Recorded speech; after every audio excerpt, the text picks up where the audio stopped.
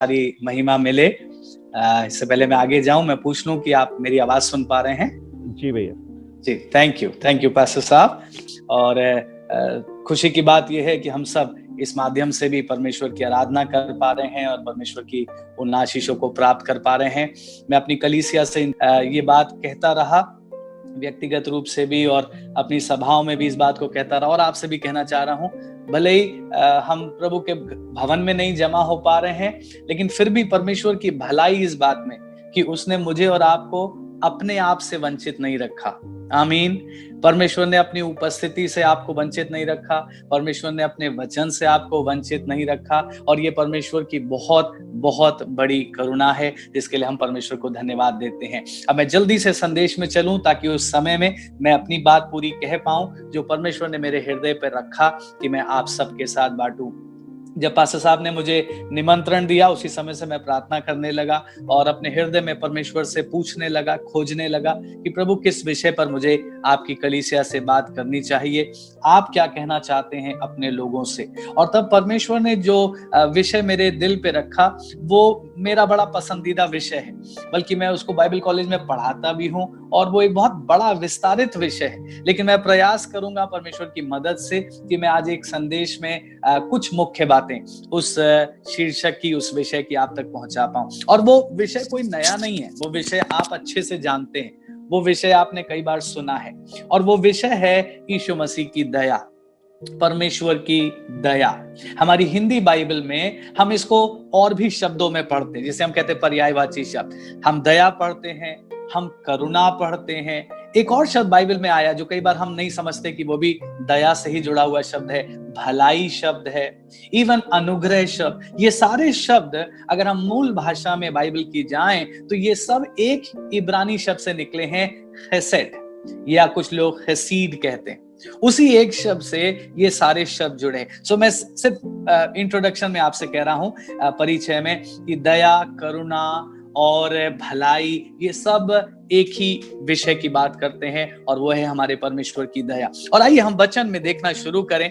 अगर आपकी बाइबल आपके पास है तो अच्छा है, आप अपनी बाइबल भी खोल लें, क्योंकि हम रविवारी आराधना में हैं, बाइबल हमारे पास होनी चाहिए। भजन संहिता उसका 117वां अध्याय, भजन संहिता 117। और हम सब जानते हैं ये बाइबल का सबसे छोटा अध्याय है, राइट। बाइबल में जितने भी अध्याय पाए जाते हैं उसमें सबसे छोटा। एक और बात मैं आपसे कहूं, आप हो सकता है इस बात को भी जानते हो, ना केवल ये बाइबल का सबसे छोटा अध्याय है, बल्कि ये बाइबल का सेंटर चैप्टर है। बाइबल, पूरी बाइबल का मध्य का जो अध्याय है वो 117 है।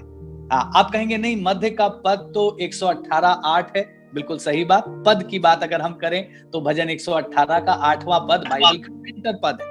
लेकिन अगर चैप्टर, अध्याय की बात करें तो भजन 117 बाइबल का सेंटर चैप्टर है। 594 अध्याय इससे पहले, 594 अध्याय इसके बाद, और बीच का अध्याय भजन 117, और सबसे छोटा भी है। लेकिन मैं यूं कहूं, परमेश्वर एक बहुत विशेष संदेश मेरे और आप तक पहुंचाना चाह रहा है, बाइबल के बिल्कुल मध्य में से, बाइबल के बिल्कुल सेंटर में से। और आइए देखें क्या लिखा, परमेश्वर क्या कह रहा है। बाइबल के बिल्कुल सेंटर मैसेज में परमेश्वर मुझे और आपको क्या कहना चाह रहा है। हे जाति जाति के सब लोगों, यहोवा की स्तुति करो। हे राज्य राज्य के सब लोगों, उसकी प्रशंसा करो। थोड़ा रुकें, पहला पद पढ़ के कोई पूछेगा क्यों, किस बात के लिए स्तुति करना है, किस बात के लिए प्रशंसा करना है? वो बात दूसरे पद में लिखी है, क्योंकि उसकी करुणा हमारे ऊपर प्रबल हुई है और यहोवा की सच्चाई सदा की है, यह की स्तुति करो। अपने घरों में अपने हाथों को उठाकर कहिए, परमेश्वर की स्तुति हो, परमेश्वर की स्तुति हो, क्योंकि उसकी करुणा हम पर प्रबल हुई है। हालेलुया। मैं बहुत खुश हो जाता हूं जब मैं परमेश्वर की दया के विषय में सोचता हूं या बाइबल में पढ़ता हूं। और जो संदेश परमेश्वर अपने वचन के बिल्कुल सेंटर में मेरे और आपके लिए रख रहा है, वो ये है, उसकी करुणा हम पर प्रबल हुई है। ग्रेट, इंग्लिश में वर्ड आया ग्रेट। उसकी करुणा हमारे ऊपर थोड़ी सी नहीं हुई है, बहुतायत से हुई है। जितनी मैं और आप समझ भी नहीं सकते, उतनी दया परमेश्वर ने मेरे और आपके लिए रखी है। बल्कि आज मैं आपके अंदर एक जिज्ञासा जगाना चाहता हूं। अगर आप में से कुछ लोग इस बात को समझ लें और पकड़ लें और आज से एक खोजी बन जाइए, स्टूडेंट बन जाइए। किस बात के? कि बाइबल में परमेश्वर की दया कहां कहां मिलती है, हमें उसको पढ़ना जरूरी है। मेरे पास मेरी बाइबल में एक पूरा पेज है, पन्ना है, जो छोटा छोटा लिख के पूरा भर चुका है, लेकिन अभी भी मैं उसमें बढ़ाता ही जाता हूं। जहां भी मुझे बाइबल की दया का कोई पद मिलता ना, मैं उसमें लिख लेता हूं। करुणा के बारे में कुछ मिलता, मैं वहां लिख लेता हूं। परमेश्वर की भलाई के बारे में कुछ लिखता, मैं वहां लिख लेता हूं। और फिर मैं उसको अध्ययन करता हूं, क्योंकि जब मैं उसको देखता हूं ना, ओ मेरा दिल भर जाता है। परमेश्वर की दया कितनी विस्तारित है, परमेश्वर की दया कितनी बड़ी है। मैं और आप समझ भी नहीं पाते, परमेश्वर इतना दयावंत परमेश्वर है। बहुत से हिस्से आप खुद भी जानते हैं जहां परमेश्वर की करुणा के बारे में लिखा है। लेकिन एक हिस्से में मैं आपको ले चलूं, विलाप गीत। यिर्मयाह के बाद ये पुस्तक हमें मिलती है, विलाप गीत, और उसका 3रा अध्याय। और जिन समयों में मैं और आप हैं, खासतौर से ये वायरस और बीमारी, लॉकडाउन, है ना, बहुत सारी कष्ट है लोगों को, ऐसे समयों के लिए देखिए ये पद हमको कितनी आशा दिलाते हैं। विलाप गीत उसका 3रा अध्याय, और हम पढ़ेंगे 22 पद से 26 पद। 22 पद से 26 पद वहां लिखा है, हम मिट नहीं गए, ये यहोवा की महाकरुणा का फल है। हालेलुया। हम मिट क्यों नहीं गए? कितने लोग मिट गए, कितने लोग इस बीमारी में जाते रहे, लेकिन हम आज तक बचे हुए हैं। हमारे परिवार आज तक बचे हुए हैं। क्यों बचे हुए हैं? हमारी ताकत से नहीं, हमारी योग्यता से नहीं, हमारी सावधानी से नहीं। मैं कुछ ऐसे लोगों को जानता हूं, कुछ ऐसे परिवारों को जानता हूं जिन्होंने हर सावधानी को लिया, लेकिन उसके बाद भी कहीं ना कहीं से इन्फेक्शन उनको लग गया। लेकिन मैं और आप क्यों बचे हैं? हम मिट क्यों नहीं गए? हमारे परमेश्वर की महाकरुणा है जो हमारे जीवनों पर प्रबल हुई है। आगे देखिए, फिर लिखा है, क्योंकि उसकी दया अमर है। ओ हालेलुया। 23 पद, प्रति भोर वो नई हो जाती है, तेरी सच्चाई महान है। प्रति भोर परमेश्वर की करुणा हमारे लिए न्यू हो जाती है, नई हो जाती है। 24 पद, मेरे मन ने कहा, यहोवा मेरा भाग है, इस कारण मैं उसमें आशा रखूंगा। जो यहोवा की बाट जोते और उसके पास जाते हैं, उनके लिए यहोवा भला है। अब देखिए, फिर भला जो शब्द है, भला या भलाई, ये करुणा ही है। मैंने इसीलिए आपसे शुरू में कह दिया, ये सब एक ही मूल शब्द से निकले हैं, खैसेट से। सो परमेश्वर की करुणा अमर है, परमेश्वर की करुणा प्रबल है, परमेश्वर की करुणा सदा की है, परमेश्वर हमारे लिए भला है। और फिर 26 पद में लिखा है, यहोवा से उद्धार पाने की आशा रखकर चुपचाप रहना भला है। ऐसे समयों में अगर हम चुपचाप रहें, है ना, जैसे एक जगह भजनकार ने कहा, हे प्रभु, जैसे एक दूध छुड़ाया हुआ बालक अपनी माँ की गोद में शांत रहता है, वैसे ही हे प्रभु हम तेरे सम्मुख रहना चाहते हैं। सो हम परमेश्वर की बहुत सी बातों को, परमेश्वर के कामों को समझ नहीं पाते हैं, इसलिए चुपचाप रहना अच्छा है।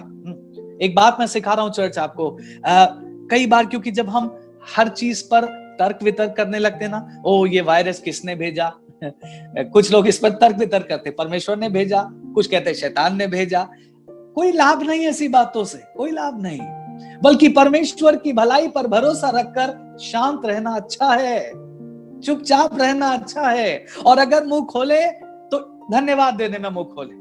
प्रभु वायरस आया, ठीक है, बहुत सारी चीजें आई, ठीक है प्रभु, लेकिन आप भले हैं, आपकी करुणा हम पर प्रबल हुई है, इस बात के लिए थैंक यू लॉर्ड। हम क्या तर्क वितर्क में पड़े। सो परमेश्वर को धन्यवाद, ऐसे समयों में भी वो अपनी करुणा से और अपनी दया से मुझे और आपको संभालता है। मैंने आपसे कहा ना, ये विषय मैं बाइबल कॉलेज में पढ़ाता हूं और मुझे बहुत अच्छा लगता है ये विषय। मैं 1 साल भी इस विषय पे पढ़ा सकता हूँ, मुझे इतना सुंदर लगता है ये विषय। इसीलिए मैं अगर कुछ अधिक कह जाऊं तो मुझे माफ करिएगा कुछ, लेकिन मैं समय में रहते ही हुए अपनी बात जरूर कह दूंगा। आप पूरी बाइबल में देखिए, आपको हर जगह, पुराने नियम से लेकर नए नियम तक, आपको हर जगह परमेश्वर की दया दिखाई देगी। एक प्रभु के महान अभिषेक दास ने यूं कहा, उन्होंने कहा, अगर बाइबल से परमेश्वर की दया की बातें हटा दो तो फिर हमारे लिए कोई आशा नहीं बचती। फिर से सुनिए, अगर बाइबल में से दया करुणा के शब्दों को हटा दो तो फिर हमारे लिए क्या बचा? फिर तो सिर्फ परमेश्वर का न्याय बचा ना। और न्याय का सामना कोई नहीं करना चाहता, बल्कि कोई कर नहीं सकता। इसलिए परमेश्वर को धन्यवाद, उसने अपने वचन में मेरे और आपके लिए दया दया और दया ही रखी है। उसके दिल में आपके लिए दया को छोड़ और कुछ भी नहीं है। इसीलिए मैंने आपको भजन 117 पढ़वाया, उसकी करुणा आपके ऊपर प्रबल, उसकी करुणा मेरे और आपके ऊपर प्रबल हुई है। भजन संहिता 25 अगर आप देखें और उसका 10वां पद, मैं सिर्फ कुछ पद इसलिए दे रहा हूं ताकि आपका इंटरेस्ट जाग जाए, आप भी ढूंढना शुरू कर दें।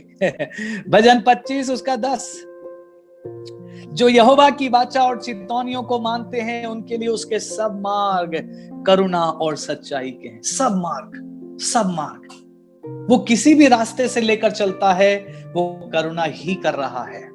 हमको शुरू में समझ में नहीं आता, आपके पास भी अनेकों गवाहियां होंगी प्रभु के लोगों, जब कोई परिस्थिति आई और शुरू में आपको लगा अरे ये परिस्थिति क्यों आई है, ये परिस्थिति नहीं आनी चाहिए, लेकिन जब वो परिस्थिति पार हो गई तब आपने घूम कर देखा और आपने कहा ओ परमेश्वर मेरे साथ ऐसा कर रहा था, मैं तो समझ ही नहीं पा रहा था कि परमेश्वर मेरे लिए अच्छा ही कर रहा था। सो परमेश्वर के सब मार्ग मेरे और आपके लिए करुणा और सच्चाई के हैं। इसीलिए पौलुस ने रोमियो की कलीसिया को लिखते समय 8:28 में कहा, जितने मसीह से प्रेम करते हैं और उसकी इच्छा में बुलाए गए हैं उनके लिए सब बातें मिलकर भलाई ही को उत्पन्न करती है। आमीन। भलाई मतलब करुणा। तो सब बातें मिलकर भलाई उत्पन्न करती है, करुणा उत्पन्न करती है। दूसरे तरीके से मैं इस विषय को आगे ले जाऊं। परमेश्वर, अभी हमने क्या पढ़ा ना, परमेश्वर के सब काम करुणा के हैं। मैंने आपसे कहा ना, बहुत से काम हम शुरू में नहीं समझते, हमको लगता है ये क्यों परमेश्वर कर रहा है ना। जैसे रिसेंटली ओ परमेश्वर ने वायरस क्यों भेज दिया। अगर परमेश्वर अच्छा परमेश्वर है तो वायरस तो नहीं भेजना चाहिए था, परमेश्वर वायरस तो रोक सकता था। सुनिए, परमेश्वर के कामों को मैं और आप शुरू में तो नहीं समझते, लेकिन परमेश्वर की भलाई हमेशा उसके कामों में छिपी रहती है और जिसे कई बार मैं और आप बाद में समझ पाते हैं। मेरी बात ध्यान से सुनिए, परमेश्वर जो कुछ भी आपके लिए करता है ना, वो उसकी करुणा में ही करता है। क्योंकि अगर परमेश्वर की करुणा ना हो तो हमें उद्धार नहीं मिल सकता। अगर परमेश्वर की करुणा ना हो तो परमेश्वर हमें चंगा क्यों करे। अगर परमेश्वर की करुणा ना हो वो आपको पवित्र आत्मा क्यों दे। अगर उसकी करुणा नहीं है तो वो आपको स्वर्ग क्यों ले जाए। सोचिए ना, उसके सारे काम करुणा के कारण वो करता है। मैं कुछ पद आपको भजन 119 में से दिखाऊं। भजन 119, अभी हमने देखा था बाइबल का सबसे छोटा अध्याय 117, अब हम देख रहे हैं बाइबल का सबसे लंबा अध्याय 119। भजन 119। और इसके कुछ पदों को जब आप मेरे साथ पढ़ रहे हैं ना, आप मेहरबानी से सावधानी से नोट करिएगा कि देखिए परमेश्वर की तमाम आशीषें करुणा से ही जुड़ी हुई हैं, परमेश्वर की दया से। भजन 119 41 पद 41, हे यहोवा तेरी करुणा और तेरा किया हुआ उद्धार तेरे वचन के अनुसार मुझको भी मिले। यहां पर उद्धार और करुणा एक साथ जोड़ दिए गए। हे यहोवा तेरी करुणा और तेरा उद्धार मुझे भी मिले। इसका मतलब परमेश्वर का उद्धार परमेश्वर की करुणा के कारण मिलता है। आमीन। अगर परमेश्वर करुणा ना करे तो उद्धार हमें नहीं मिल सकता। और आगे जाइए, इसी का 76 पद देखिए, 76, भजन 119 76, वहां लिखा, मुझे अपनी करुणा से शांति दे क्योंकि तूने अपने दास को ऐसा ही वचन दिया। शांति क्यों मिलती है? करुणा के कारण। अगर परमेश्वर करुणा ना करे तो मुझे और आपको शांति क्यों दे? हमने उसको क्या दिया है जो उसको हमें बदला देना पड़े? No, nothing. अगर वो हमको शांति देता है सिर्फ अपनी दया में, अपनी करुणा में। और आगे चलिए, इसका 88 पद देखिए, 88, अपनी करुणा के अनुसार मुझको जिला तब मैं तेरी दी हुई चितौनियों को मानूंगा। परमेश्वर हमको जीवन देता है और अनंत जीवन देता है अपनी करुणा के कारण। आमीन। सो हर जगह परमेश्वर की करुणा से सारी आशीषें हैं। इसका 149 देखिए, 149, अपनी करुणा के अनुसार मेरी सुन ले, हे यहोवा अपनी रीति के अनुसार मुझे जीवित कर। परमेश्वर आपकी प्रार्थनाओं को सुनता है अपनी करुणा के कारण। प्रभु के लोगों, कभी भी घमंड नहीं करना। मैं और आप कभी घमंड नहीं कर सकते, ओ परमेश्वर हमारी प्रार्थना सुनता है। नहीं, वो उसकी करुणा है इसलिए सुनता है। वरना हमने उसे दिया कुछ नहीं है जो उसको बदला देना पड़े। हमारी दुआओं को सुनने के लिए वो मजबूर नहीं है। आमीन, आप सहमत है मेरे साथ? हमारी दुआओं को सुनने के लिए परमेश्वर पर दबाव नहीं है। वो ना चाहे तो ना सुने, ना चाहे ना जवाब दे, लेकिन वो देता है क्योंकि करुणामय है, दयावंत है, मुझसे और आपसे प्यार करता है। हमारे लिए उसकी करुणा प्रबल हुई है। हालेलुया। थोड़ी सी नहीं, अधिकाई से उसने हमें अपनी करुणा दी है। इसीलिए हम जीवित हैं, इसीलिए वो हमारी दुआओं को सुनता है, इसीलिए वो हमको उद्धार देता है, इसीलिए वो हमको शांति देता है। ये विषय भले ही एक मूल विषय है, साधारण विषय है, सब लोग परमेश्वर की दया करुणा की बातों को पढ़ते हैं, लेकिन ये विषय मेरे और आपके लिए है बहुत महत्वपूर्ण। इसका प्रकाशन हमारे पास होना चाहिए, अन्य बातों का भी प्रकाशन होना चाहिए। मैं ये नहीं कह रहा हूं कि यही सबसे जरूरी है, नहीं नहीं नहीं सब चीजें जुड़ी हुई हैं आपस में। मैं अपने बाइबल स्कूल के बच्चों को, स्टूडेंट्स को सिखाता हूं कि जितना नया नियम जरूरी है उतना ही पुराना नियम जरूरी है। कुछ लोग सिर्फ नया नियम पढ़ते हैं और कहते हैं पुराना नियम पुराना हो गया, उसको पढ़ने की जरूरत नहीं, हिस्ट्री है लेकिन आप नए नियम के महत्व को नहीं समझेंगे जब तक आप पुराने नियम के महत्व को नहीं समझेंगे। जब तक पुराने नियम की बातों को हम नहीं समझेंगे, नए नियम को नहीं समझेंगे। उसी तरीके से जब हम पुराने नियम को समझना है तो हमें नए नियम को भी समझना है। एनीवेज, सो ये विषय बहुत जरूरी है। और बाइबल में मैं दोनों साइड्स में, पुराना नियम नया नियम, दोनों जगह आपको सिर्फ याद दिला रहा हूं कि चाहे पुराने नियम के लोग हों चाहे नए नियम के लोग हों, वो सब परमेश्वर की दया के विषय में भली भांति जानते थे। मैं सिर्फ नाम लूंगा क्योंकि समय कम है। मूसा, बहुत महान अगुआ, क्या उसको परमेश्वर की दया का एहसास था? हाँ। क्या वो परमेश्वर की दया के बारे में जानता था? यस। बल्कि वो इतना जानता था जितना हम नहीं जानते जितना बहुत से लोग नहीं जानते, इतना उसको ज्ञान था परमेश्वर की दया का। और मैं आपको याद दिलाऊं, निर्गमन 34 में आप पढ़ेंगे 5 पद से आगे तक। अभी मैं पढ़ा नहीं रहा हूं, आप बाद में इंटरेस्टेड हो तो पढ़ लीजिएगा। निर्गमन 34 में जब परमेश्वर सीनै पर्वत पर आया और परमेश्वर ने मूसा को अपना दर्शन दिया, तो लिखा है परमेश्वर ने अपने नाम का प्रचार मूसा के सामने किया। दूसरे शब्दों में, परमेश्वर ने मूसा को अपना परिचय दिया। और परिचय मालूम क्या था? यहोवा, यहोवा ईश्वर दयालु। देखिए, पहला ही शब्द, परमेश्वर अपने बारे में, अपने चरित्र के बारे में पहली बात जो मुझे और आपको सिखाना चाहता है, यहोवा, यहोवा ईश्वर दयालु। हालेलुया। और अनुग्रहकारी और विलंब से कोप करने वाला और अति करुणामय। आमीन मैं एक्साइटेड हो जाता हूं जब परमेश्वर की दया की बात होती है, क्योंकि उसकी दया ही हमको संभाल रही है। हर घड़ी उसकी दया ही आपको घेरे हुए, आपको और मुझे कई बार रियलाइज नहीं होता है। इस समय भी आप अपने घरों में हैं ना, परमेश्वर के वचन को सुन रहे हैं, ये सिर्फ उसकी दया से हुआ है। आप अपने घरों में सुरक्षित हैं। कितने लोग अस्पतालों में हैं, मैं और आप अपने घरों में हैं, आराम से सांस ले रहे हैं, आराम से अपने परिवार के साथ खुश हैं, सुरक्षित हैं। इट इज हिज मर्सी, उसकी दया है। सो यहोवा, यहोवा ईश्वर दयालु, अनुग्रहकारी, विलंब से कोप करने वाला, अति करुणा मैं और सत्य। यह है परमेश्वर का इंट्रोडक्शन। और मूसा को ये इंट्रोडक्शन उसने पकड़ लिया। उसने कहा ओ सो मेरा परमेश्वर, सबसे पहले गुण मेरे परमेश्वर की क्या है?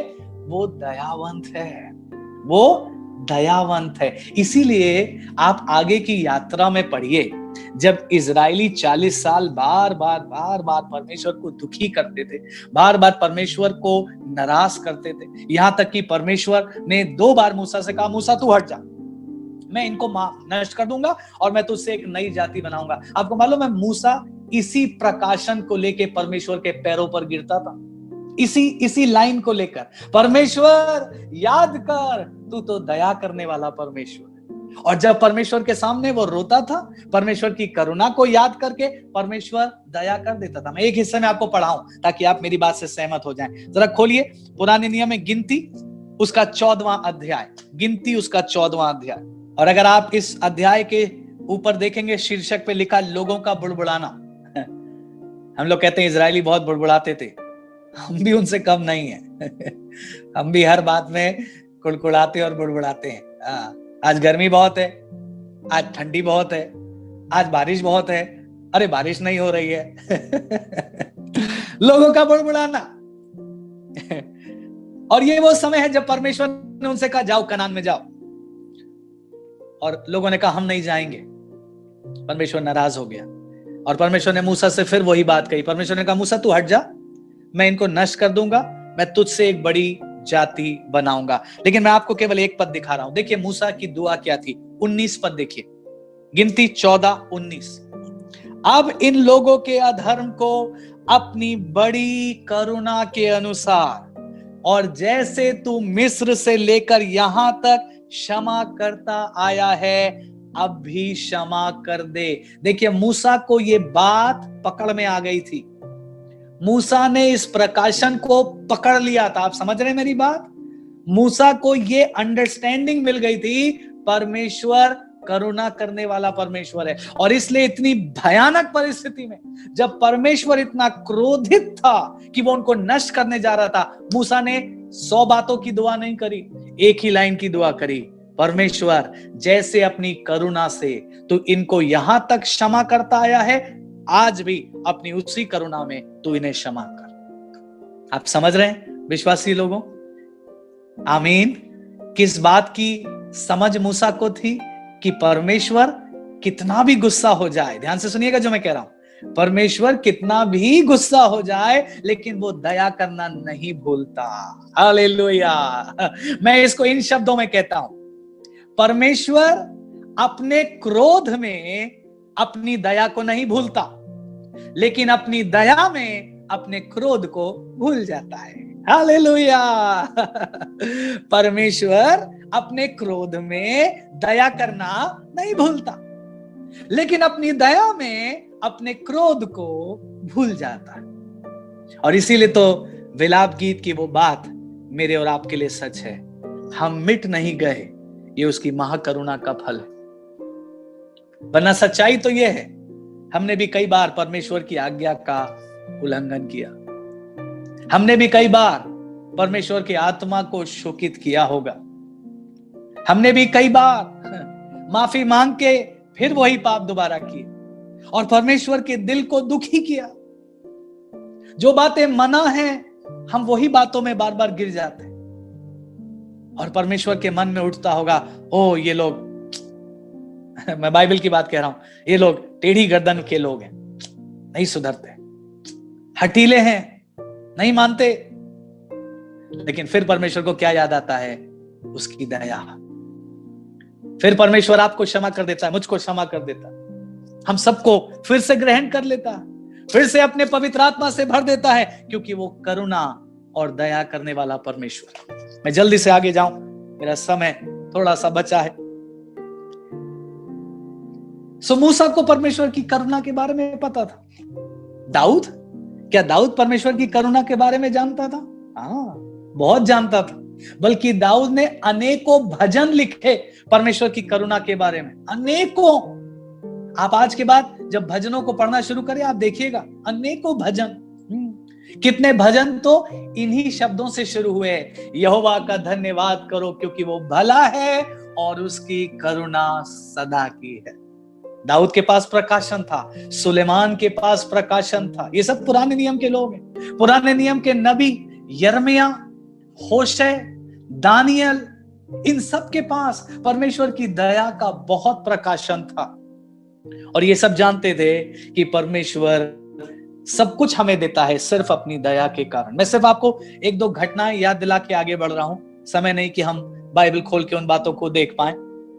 आपको याद है जब दानियल के दिनों में नबूकदनेस्सर राजा ने एक शर्त रख दी, मेरा सपना भी बताओ और उसका अर्थ भी बताओ, याद है आपको? और कहा अगर तुम नहीं बताओगे तो मैं मरवा दूंगा सबको। आपको मालूम है दानियल, शद्रक, मेशक, अबेदनगो ये प्रार्थना करने बैठ गए। जरूरत क्या थी, आवश्यकता क्या थी? सपना। राजा का सपना क्या है परमेश्वर बता दे और उसका अर्थ बता दे। लेकिन आप बाइबल में ढूंढ के देखिएगा, उन्होंने मालूम अपनी प्रार्थना कैसे शुरू करी? हे परमेश्वर तू अपनी करुणा कर और हमें राजा के मन की बात बता दे।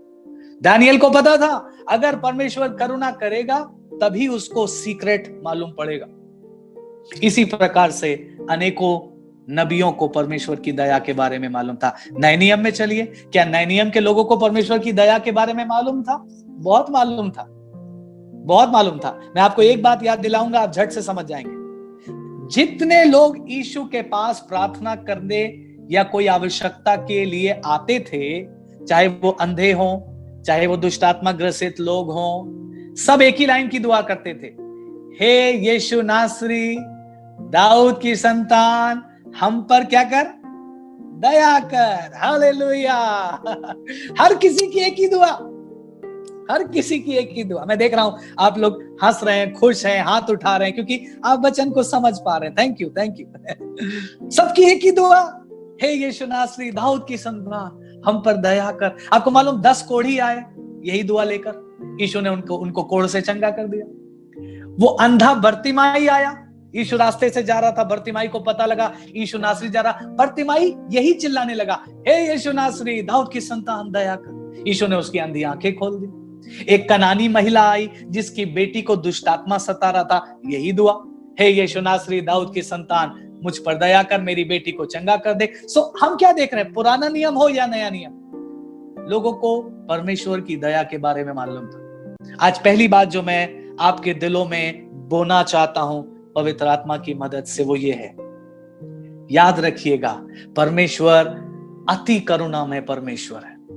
जितना आप और मैं सोच भी नहीं सकते, उतना दया से भरा हुआ हमारा परमेश्वर है। और पहली बात जो मैं आपके अंदर बोना चाह रहा हूं वो ये, आप जब कभी उसकी दया पर भरोसा रखकर उसके पास जाएंगे ना, आपको लज्जित होना नहीं पड़ेगा। आमीन। जरूरत चाहे कैसी भी हो, चाहे चंगाई की जरूरत हो, चाहे आर्थिक आशीष की जरूरत हो, चाहे बच्चों के करियर की पढ़ाई की कोई जरूरत हो, चाहे सेवकाई की कोई जरूरत हो, पवित्र आत्मा पाने की जरूरत हो, वरदान पाने की जरूरत हो, आप प्रभु के पास जाकर कहना, प्रभु आप तो करुणा करने वाले परमेश्वर हैं और हम आपसे आपकी करुणा में मांगने आए हैं, हम पर दया कर दीजिए। और वो आपकी दुआ जरूर सुन लेगा। याद रखिएगा, वो अपनी दया में अपने क्रोध को भूल जाता है। आमीन। अब जल्दी से मैं दूसरी और फिर आखिरी तीसरी बात में जाऊं। पहली बात, परमेश्वर की दया कितनी बड़ी हमने देख लिया। दूसरी बात, फिर से याद करिए भजन 117, हमने वहीं से शुरू किया था, हे सब जाति जाति के लोगों और हे सब राज्य राज्य के लोगों, परमेश्वर का धन्यवाद करो क्योंकि उसकी करुणा हम पर प्रबल हुई है, प्रबल हुई है। पहली बात, इस दूसरे पॉइंट में, ये सिर्फ यहूदियों के लिए नहीं है। बहुत से लोग कहेंगे पुराना नियम सिर्फ यहूदियों के लिए था। नहीं नहीं नहीं नहीं, ये भजन तो जाति जाति के लिए, राज्य राज्य के लिए है। मैं और आप इसमें इंक्लूडेड हैं। हालेलुया। और उसकी करुणा हमारे ऊपर प्रबल हुई है। ऐसी बात आज परमेश्वर आपसे कहना चाहता है ना। किस प्रकार से परमेश्वर की करुणा मुझ पर और आप पर प्रबल हुई है, एक लाइन का आंसर दूंगा, यीशु मसीह के आने के द्वारा। अगर यीशु मसीह ना आए होते इस संसार में मनुष्य बनकर, तो मैं और आप परमेश्वर से कभी हमारा मेल मिलाप नहीं हो पाता, हमारा उद्धार कभी नहीं हो पाता। सो कैसे उसकी करुणा प्रबल हुई है, मैं कैसे जानूं उसकी करुणा मुझ पर प्रबल हुई है? यीशु मसीह को देखिए, यीशु मसीह की सलीब को देखिए, उसके क्रूस को देखिए, आपको समझ आ जाएगा उसकी करुणा आप पर प्रबल हुई है। हालेलुया। उसकी करुणा मेरे और आपके ऊपर प्रबल हुई है। यीशु मसीह का मनुष्य बनना, यीशु मसीह का दुख उठाना, मेरे और आपके पापों के लिए अपना लहू बहाना, उस क्रूस पर उस भयानक मृत्यु को सह लेना। याद है आपको गतसमनी बाग की उसकी प्रार्थना, हे पिता हो सके तो ये कटोरा मुझसे टल जाए। यीशु मसीह के पूरे जीवन काल में आप कहीं और उसको 3 बार प्रार्थना करते नहीं देखेंगे एक विषय के लिए। हर जगह एक प्रार्थना काफी थी, लाजर बाहर निकला, काफी है। अंधे से उसने एक बार कह दिया जाओ देखने लगो, काफी है। लेकिन सिर्फ गतसमनी बाग में यीशु एक ही बात के लिए 3 बार दुआ कर रहा, हे पिता हो सके तो ये घड़ी टल जाए, हो सके तो ये कटोरा टल जाए। लेकिन अंत में फिर कहता है, लेकिन पिता मेरी नहीं आपकी इच्छा पूरी हो जाए। सुनिए, जब इन बातों को पढ़ते हैं तो क्या कोई शक है कि परमेश्वर ने आप पर दया नहीं की है? जब यीशु को उस क्रूस पर टंगा हुआ आप याद करते हैं, जब आप उसके दुखों को, पीड़ा को याद करते हैं, ओ उसकी एग्नी ऑफ द सोल, उसके मन का दुख, लिखा है उसका पसीना मानो लहू की बूंदों के समान टपक रहा था। और यीशु मसीह व्याकुल है, मैं नहीं कह रहा हूं, बाइबल के शब्द हैं, वो और भी ज्यादा हृदय वेदना के साथ प्रार्थना कर रहा था। जब आप यीशु मसीह को देखते हैं, जब आप उसके चित्र को अपने सामने रखते हैं, क्या कोई शक है कि परमेश्वर ने आप पर दया नहीं की है? नो, अब कोई शक नहीं है। जब हम परमेश्वर के पुत्र को सलीब पर टंगा हुआ देखते हैं, उसके दुख उठाने को देखते हैं, हमारे पापों के लिए वो बलिदान हुआ, जब इस बात को याद करते हैं तो हमारा रोम रोम कहता है, सचमुच परमेश्वर ने हम पर कितनी बड़ी दया की है। अपने दोनों हाथों को उठाकर कहिए, यीशु मसीह धन्यवाद आपकी दया के लिए। परमेश्वर धन्यवाद आपकी करुणा के लिए, जिसके द्वारा मेरा उद्धार हो गया है। थैंक यू जीसस, आपकी करुणा बहुत बड़ी है। कुछ और याद दिलाऊं आपको, जब बाइबल कहती है हर विश्वासी का नाम उसकी जीवन की पुस्तक में उसने लिख लिया है, क्या ये उसकी बहुत बड़ी करुणा नहीं है? सोचिए ना, आपका नाम स्वर्ग की पुस्तक में है। हालेलुया। जब आप जाएंगे स्वर्ग तो आपको डर नहीं होगा, अरे पता नहीं नाम मिलेगा कि नहीं बल्कि कॉन्फिडेंस है हमारे पास। जितने यीशु मसीह पर विश्वास करते हैं उनके नाम स्वर्ग में जीवन की पुस्तक में लिखे हुए हैं। उसकी करुणा प्रबल हुई है। फिर याद करिए यीशु के वो शब्द, मैं जा रहा हूं तुम्हारे लिए जगह तैयार करने।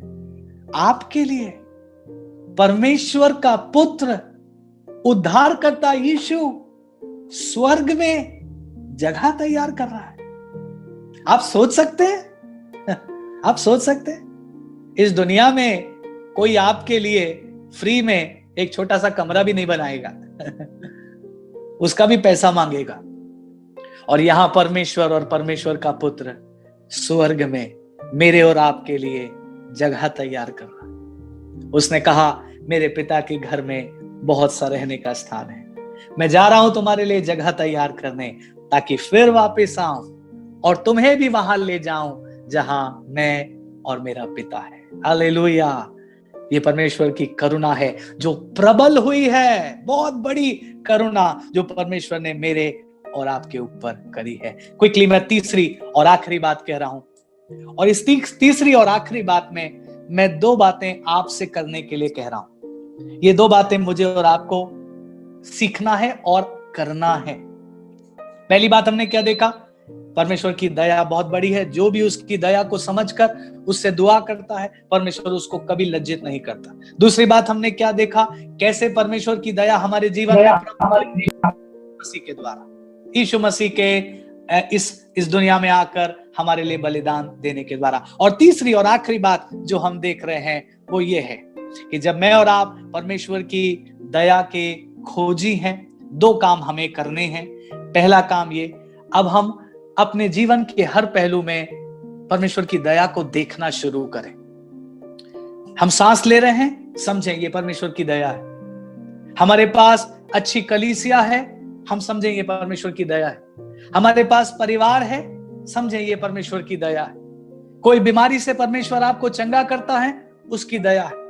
एक तो हर जगह आप परमेश्वर की दया को देखना शुरू करें, और दूसरी बात, जब आप हर जगह परमेश्वर की दया को देखें तो उसको धन्यवाद देना शुरू करें। हर जगह भजनकार ने कहा, यहोवा का धन्यवाद करो क्योंकि वो भला है और उसकी करुणा सदा की है। दो काम आपको और मुझे करने हैं। हर जगह परमेश्वर की दया को देखना है, हर पहलू में परमेश्वर की दया को पहचानना है, और दूसरी बात, उसकी दया के लिए उसका धन्यवाद करना है। अब बिल्कुल आखिरी बात मैं आपसे कह रहा हूं और फिर हम 5 मिनट में समाप्त कर देंगे। जब मैं और आप ये सीख रहे हैं कि परमेश्वर दयावंत है, परमेश्वर हम पर दया करता है, तो हमें ये भी सीखना और समझना जरूरी है कि परमेश्वर हमसे भी यही चाहता है कि हम भी दयावंत बने। आमीन। आप समझिए इस बात को। हम ये नहीं कर सकते कि हमें दया मिलती रहे लेकिन हम किसी को दया नहीं देंगे। अब मैं आपको याद दिलाऊं, मत्ती 25 अध्याय में लिखा है, जब न्याय का दिन आएगा तो यीशु मसीह पूरी भीड़ को दो हिस्सों में बांट देगा, कुछ लोगों को दाहिनी ओर और कुछ लोगों को बाईं ओर। और दाहिनी ओर के लोगों से कहेगा, हे मेरे पिता के धन्य लोगों, आओ मेरे राज्य में शामिल हो जाओ, क्योंकि मैं भूखा था तुमने मुझे रोटी खिलाई, मैं नंगा था तुमने मुझे वस्त्र पहनाए, मैं जेल में था तुम मुझसे मिलने आए, मैं बीमार था तुमने मेरी सुधि ली। और तब वो लोग पूछेंगे, हे प्रभु कब, हमने कब आपके लिए ऐसा कुछ किया? और तब यीशु जवाब में क्या कहेंगे, जो कुछ तुमने मेरे छोटे से छोटे भाइयों के लिए किया वो तुमने मेरे लिए किया। सोचिए ना, परमेश्वर कितना अधिक चाहता है कि मैं और आप दूसरों के साथ दया करें। फिर वो दूसरी ओर के लोगों की तरफ घूमेगा और कहेगा, शापित लोगों, मैं भूखा था तुमने मुझे रोटी नहीं खिलाई, मैं जेल में था तुम मुझसे मिलने नहीं आए, मैं बीमार था तुमने मेरी चिंता नहीं करी, मैं नंगा था तुमने मुझे वस्त्र नहीं पहनाए। और वो लोग कहेंगे, प्रभु कब कब, हमने कब आपको देखा और आपके लिए सेवा नहीं करी? और प्रभु कहेगा, जो तुमने मेरे छोटे से छोटे भाइयों के लिए नहीं किया वो तुमने मेरे लिए भी नहीं किया। प्रभु के लोगों, आपको परमेश्वर की दया चाहिए, मुझे चाहिए, बहुत चाहिए। लेकिन उस दया को पाने के लिए हम कब योग्य बनेंगे? जब हम भी दयावंत होंगे। और मैं बाइबल से एक दो पद जरूर आपको दिखाना चाहता हूं, क्योंकि इन पदों के बिना मैं क्लोज नहीं करूंगा संदेश को। लूका 6:36 देखिए प्लीज। लूका 6:36 क्या लिखा है? बिल्कुल स्पष्ट वचन वहां हमें मिलता है। लूका 6:36 लिखा है, जैसा तुम्हारा पिता दयावंत है वैसे ही तुम भी दयावंत बनो। आमीन। सो परमेश्वर दया देगा किसको? दयावंत लोगों को। मत्ती 5:7 बहुत विशेष पद, अच्छा वो नोट कर लीजिए, आपने पढ़ा जरूर है। मत्ती 5:7, धन्य है वे जो दयावंत हैं, क्योंकि उन पर भी दया की जाएगी। सो मुझे और आपको परमेश्वर की दया मिली है, लेकिन अब हमारी बारी है, अब हमारी जिम्मेदारी है, जो दया हमने पाई है उसे हम दूसरों के साथ बांटें। जो आशीषें परमेश्वर ने हमको दी है, केवल हम अपने तक सीमित ना रखें, उन आशीषों को दूसरों के साथ बांटें। हो सके अपनी रोटी दूसरों के साथ बांटिए। सबोपदेशक की किताब में लिखा है, अपनी रोटी जल पर डाल दे। जल मतलब लोग। बाइबल में जल लोगों की भीड़ को दिखाता है और जल परमेश्वर के वचन को दिखाता, दोनों बातें। अपनी रोटी जल पर डाल दे, क्योंकि तू उसे बहुत दिनों के बाद फिर से वापस पाएगा। 7 वरन 8 लोगों को भी भाग दे। आप चाहते हैं परमेश्वर आपको और दया दे, तो आपको दया देना जरूरी है। मैं इसको यूं कहूं, मैं समाप्त कर रहा हूं, यूं कहूं, परमेश्वर ने सबसे पहले मुझे और आपको बहुत सारी दया दे दी। हम जानते भी नहीं थे हमें दया मिल गई, लेकिन अब परमेश्वर चाहता है उस दया को समझकर, एक तो हम परमेश्वर को धन्यवाद दें, दूसरा उस दया में हम दूसरों के साथ उस दया को बांटें, दूसरों की सेवा करें।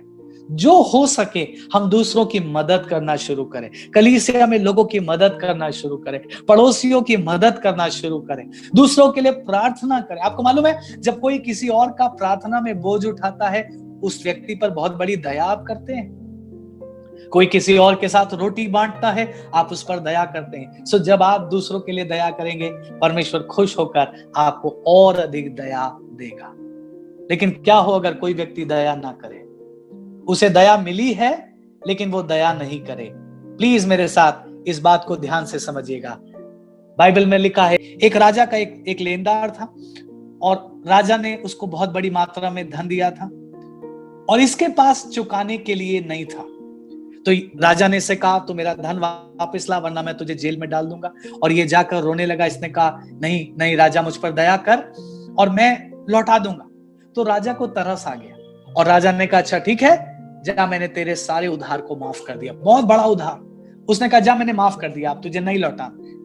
और ये खुशी खुशी बाहर निकला, लेकिन वहीं इसको इसका एक साथी मिला जिसने इससे 1 दिनार ली थी, थोड़ा सा पैसा।